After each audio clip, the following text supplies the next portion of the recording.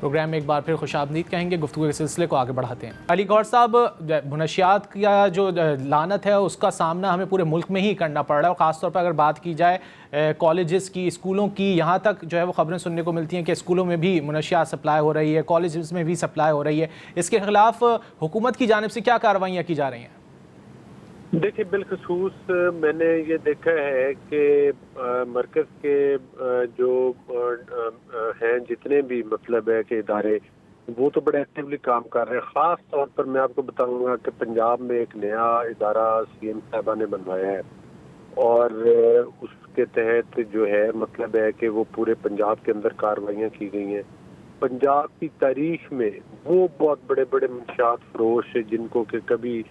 وہ مطلب ہے کہ قانون کے ہاتھ سے وہ بچ جاتے تھے، ان تمام لوگوں کو اس کٹہرے میں لایا گیا ہے۔ اور اس وقت جو پنجاب کے اندر جس طرح سے آپ نے بالکل بجا کہا کہ گاؤں میں، محلوں میں جس طرح سے منشیات فروشی ہوتی تھی، اب میرا خیال ہے کہ اس سے وہ آج سے اگر آپ سال پہلے کا کمپیریزن کریں تو اب اس سے ہاف سے بھی کم یہ شکایات ہے۔ یہ ایک ایسی چیز ہے منشیات کی لعنت، اس کو آپ یہ تو نہیں کہہ سکتے کہ 100% یہ ختم، یہ پوری دنیا میں ایک انڈر ورلڈ مافیا ہے، لیکن آپ اس کو منیمائز کر سکتے ہیں، اور وہ ڈیپینڈ کرتا ہے آپ کی حکمت عملی اور ایفرٹ کے۔ اور میں سمجھتا ہوں کہ وہ اس وقت دا بیسٹ اگر کہیں تو وہ پنجاب کے اندر ہو رہی ہے، اور نہ صرف اس چیز کو روکا گیا بلکہ ان کے جو یہ کرنے والے، جو ان کے سہولت کار، جو پیچھے سے سپلائی کرنے والے، وہ پورے کے پورے نیٹ ورک جو ہے وہ توڑے گئے ہیں اور ان کو جیلوں میں بند کیا گیا۔ اچھا علی گوہر صاحب، آپ نے نیٹ ورکس کی بات کی کہ وہ توڑا گیا، ان کو جیلوں میں بند کیا گیا ہے۔ گزشتہ روز جو سندھ سے گرفتاری عمل میں آئی تھی انمول اور پنکی کی، کچھ خبریں یہ بھی گردش کر رہی تھیں میڈیا پر، سوشل میڈیا پہ، کہ یہ لاہور میں بھی رہی ہیں اور مختلف علاقوں میں بھی رہی ہیں۔ کچھ اس حوالے سے آپ کے پاس اطلاعات ہیں؟ میرے پاس کوئی ڈائریکٹ تو نہیں ہے، میڈیا پہ میں نے بھی آپ کی طرح پڑھی ہے، لیکن میں سمجھتا ہوں کہ یہ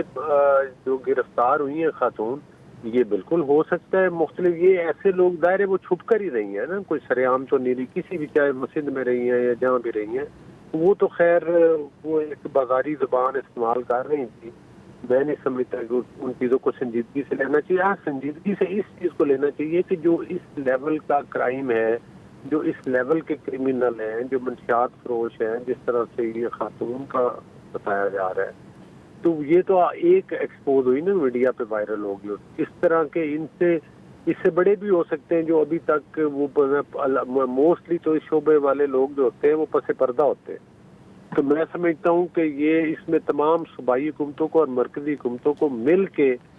جو ہے وہ صوبائی حکومتوں اور مرکزی حکومتوں کو مل کے جو ہے وہ اس پہ کارروائی کرنے کی ضرورت ہے۔ تیمور صاحب، آپ کیا سمجھتے ہیں، کیا آپ کی حکومت اس وقت وفاق کے ساتھ ہم آہنگ ہے اس مسئلے کے اوپر؟ کیا کوششیں کی جا رہی ہیں خاص طور پر منشیات کے روک تھام کے حوالے سے اور ان کے ڈیلرز کی گرفتاری کے حوالے سے؟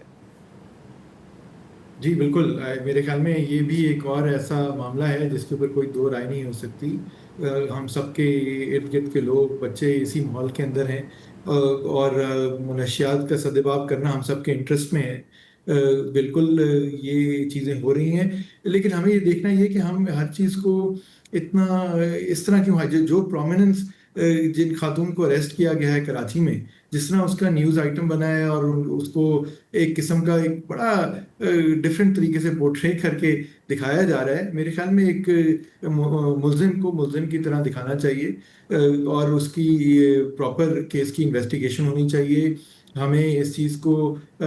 ڈسکریج کرنا چاہیے کہ یہ اس طرح کے واقعات اس ملک کے اندر ہوں۔ جو ہمارے ساتھ اسکولوں، کالجوں اور یونیورسٹیز کے اندر منشیات کے واقعات سننے میں نظر آتے ہیں، ان کے اوپر بڑا شدید کریک ڈاؤن کی، اویئرنیس کی، ایجوکیشن کی، ان سب چیزوں کی ضرورت ہے۔ سو میرے خیال میں خیبر پختونخوا میں تو یہ ہو رہا ہے، لیکن باقی ساری جگہ کے اوپر بھی پاکستان میں we need a national strategy on this, آپ کے میڈیا چینلز کے تھرو بھی، کہ اویئرنیس کریٹ ہو، اس چیز کو اس طرح دکھایا جائے کہ مطلب یہ غلط کام ہے،